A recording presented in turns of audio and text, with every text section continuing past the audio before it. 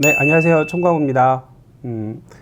오늘은 저번 영상에도 말씀을 드렸지만, 우리 이제 뭐 뇌경색, 뇌출혈, 심근경색, 협심증, 우리가 흔히 얘기하는 뭐 과로성 질환, 과로성 질병 혹은 과로사 사건을 함에 있어서 우리 산재법에서 어떤 요건을 규정하고 있다고 했잖아요. 그래서 그 요건 중에 그게 이제 시간에 관련된 거는 어떻게 보면은 세 가지 요건 중에 두 가지죠. 그러니까 첫 번째 요건 재해일을 기준으로 24시간 이내에 발생했던 업무 관련된 예측 불가한 돌발 상황, 그죠? 막 충격적인 상황, 엄청난 흥분 이런 거 어떻게 보면 시간과는 사실 큰 문제가 없어 보여요. 그러면 시간이 문제가 되는 거는 두 가지 요건이 있잖아요. 일주일 이내에 평상시보다 30% 이상 더 시간이 증가해야 된다. 그걸로 이게 있었고, 주 평균 60시간 이상이 되어야 된다. 또는 주 평균 64시간 이상이 되어야 된다. 또 한 가지, 60시간 혹은 64시간 요건에 해당이 안 되지만 52시간 이상인 경우에는 가중 요건 7가지 중에 1개 혹은 2개가 있으면 좀 더 인정폭이 넓어질 여지가 있겠죠. 그래서 52시간을 만들기 위해서, 계산하기 위해서, 60시간을 계산하기 위해서, 64시간을 계산하기 위해서 끝으로 30% 이상, 30% 이상 근로시간이 증가되었음을 입증하기 위해서 중요한 요건이 하나가 있어요. 즉, 내가 어떤 일한 거는 아무런 변하지 않았는데, 왜냐면 일한 거를 어떻게 바꿀 수가 없잖아요. 저희가 시간을 어떻게 조작할 수는 없잖아요. 근데 여기서 중요한 게 한 가지가 있죠. 아까 제가 뭐라고 말씀드렸냐면은 이 모든 시간, 60시간이다, 64시간이다, 30% 이상이다, 52시간 이상이다라는 시간을 산정하는 기준점은 언제죠? 재해 발생일입니다. 그게 사망이면 사망일이고요. 어떤 증상이 있어서 병원 가서 진단을 받으면 진단받은 날이 업무상 질병, 즉 업무상 질병의 경우 진단일 이꼴 재해 발생일입니다. 그리고 이 재해 발생일을 기준으로 30%냐, 60시간이냐, 64시간이냐, 52%냐 시간을 계산하게 돼 있거든요. 그러면 조금 느낌이 오시죠? 이 재해 발생일이 언제냐에 따라서 시간이 달라질 수 있어요. 근데 한 가지 보면은 돌아가신 날짜 이꼴 재해 발생일 바꿀 수가 없잖아요. 그죠? 큰 의미 없어요. 이때도. 그 다음에 어떤 질병, 그러니까 돌아가시는 건 아니지만 질병에 이완돼서 병원에 가서 진단을 받은 날 있죠. 그럼 이거 역시도 뭐다? 크게 재발생일이 문제가 될 것 같지 않아요. 왜냐하면 진단일, 사망일이니까. 근데 한 가지 문제가 되는 게 있어요.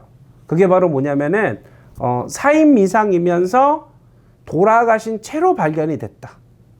이해되셨죠? 자, 예를 들어 볼게요. 2021년 9월 13일. 그러면은 이제 이게 이번 주 금요일까지 이제 근무를 하고, 시중 토요일부터 연휴잖아요. 그리고 다음 주 수요일까지인가요? 연휴가 될 거예요. 그리고 이제 목요일 날 출근을 해야 돼요. 그죠? 근데, 자, 이거는 이제 예를 드는 거예요. 예를. 금요일 날 다 같이, 자, 연휴 잘 보내서 퇴근을 했습니다. 그죠? 그런데 이분은 이제 극단적으로 예를 들어 볼게요. 이분은 혼자 사시는 분이에요. 고향도 안 가요. 네, 그냥 혼자 살아요. 그냥 혼자 살아요. 혼자 살아. 근데 금요일 퇴근을 했어요. 근데 그 다음 주 이제 다음 주죠. 다음 주 목요일 날 출근을 했는데 이분이 출근 안 하신 거예요. 연락이 안 되네요. 이상하다. 왜 그럴까? 뭔 일 있나? 또 연락이 안 돼. 오전 내에 연락이 안 돼서 이상해. 혹시 해서 동료 근로자가 집을 가봤다고 가정을 하거나 경찰에 신고를 했다. 내지는 119에 신고를 했다 쳐볼게요. 근데 갔더니 돌아가신 채로 발견이 됐다고 또 전제를 해보겠습니다. 자, 그러면 자 보세요.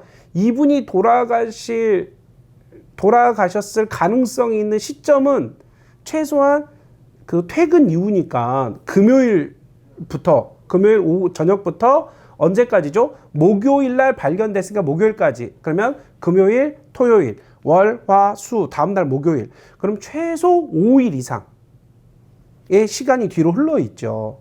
이 텀이 있단 말이에요. 근데 이게 왜 중요할까요?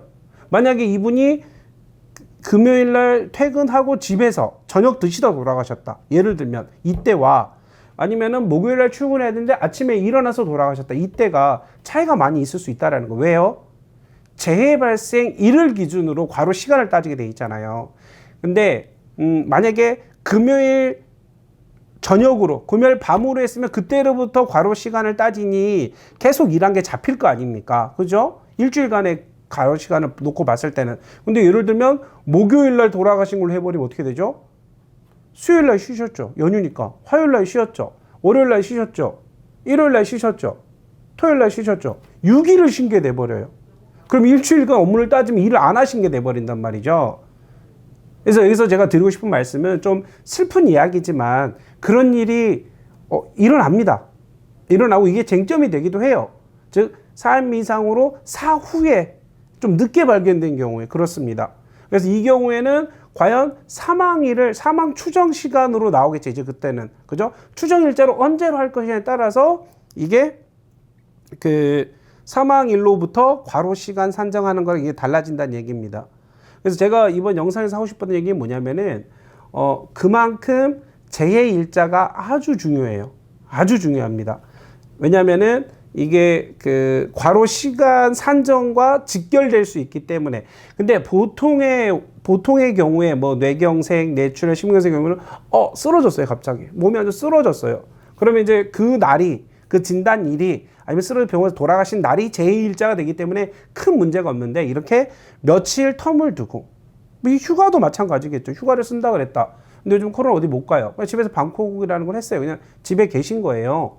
근데 복귀한 날에 대해서 복귀를 안 했다. 그럼 이 경우 언제 사망 추정을 언제로 할 것이냐에 따라서 제1자가 달라지고 제1자가 달라지게 되면은 과로 시간을 산정하는 기산점이 달라지기 때문에 맞죠? 맞죠? 그렇기 때문에 이게 그 과로 요건 30% 이상에 해당이 될 수도 있고 안 돼 버릴 수도 있고 64시간 이상이 될 수도 있고 안 될 수도 있고 60시간 이상의 요건에 충족될 수도 있고 또 충족이 안 될 수도 있고 그렇기 때문에 이 제1자가 아주 중요해요. 그것도 어떤 경우에 한해서다 주로 사후에 좀 늦게 발견된 경우 하루, 이틀, 3일, 4일 뒤에 발견된 경우 이제 이럴 때는 좀 여러 가지 또 뭐 그 거만이라든가 이런 내용들을 가지고 추정을 충분히 또 할 수 있을 거예요. 그죠? 뭐 어떻게 보면 뭐 부패가 됐다던가 이런 것들에 따라서 가능하니까 그래서 이제 이런 부분들이 중요하다. 그래서 뭐 사실 뭐 저도 일을 하면서 뭐 이렇게 많이 본 사례는 아닌데 한 번은 제가 직접 수행한 사례가 하나 있었고요. 이 관련된 게